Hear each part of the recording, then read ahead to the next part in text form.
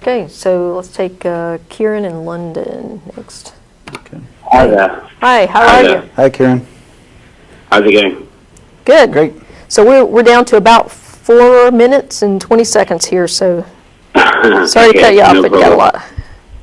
All right, so basically, all I want to do is ask you about what the current state is for Islamophobia in the atheist community, because at the moment I feel like there's a lot of confusion, because there's a lot of deflection in the Islamic community from any criticism of Islam, and they label it as Islamophobia, and thereby intolerant and therefore racism in some way.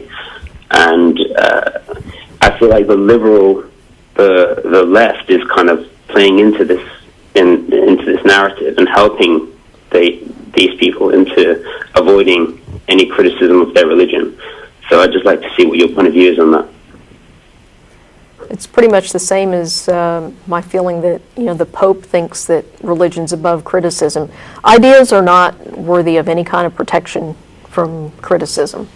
And so if I criticize Islam, if I criticize the actions of specific Muslims, especially those who think their God tells them to walk into a magazine headquarters and start shooting people, that's not Islamophobia. That's a legitimate criticism of what they do. And if that's motivated by their religious beliefs, then I'm also going to criticize those religious beliefs. Well, the problem is so many people don't criticize their religious beliefs. Yeah. They label it as political or geosocial, some other aspect of this, and they are looking for excuses to put into these terrorist mouths that they're not asking for. And the fundamental basis is it is because of religion, but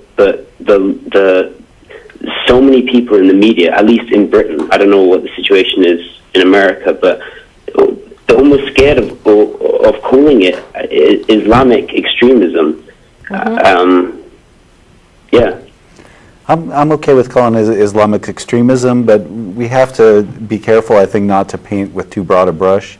We were talking about the Westboro Baptist Church earlier, and how they hold a placard saying God hates fags, and they picket people who have lost their child to murder, and I would call that an extreme form of Christianity, and it's also fed by their belief in what they read in the Bible. So I think but I mean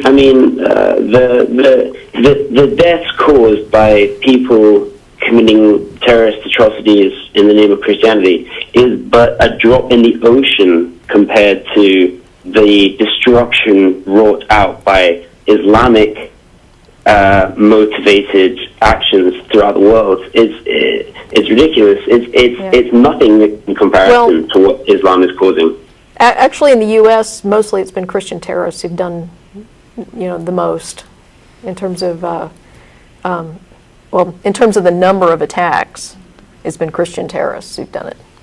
Yeah, and nothing in compared. I think we would all agree there's a lot of, especially in the U.S., Muslims who are peaceful, and kind of we talked earlier about Christians who have a really liberal attitude that the scriptures aren't to be taken literally. I think there's a lot of Muslims, especially in this country, who feel the same way about the Quran. So yeah. No, but the moderate Islam community are part of the problem as much as anything else.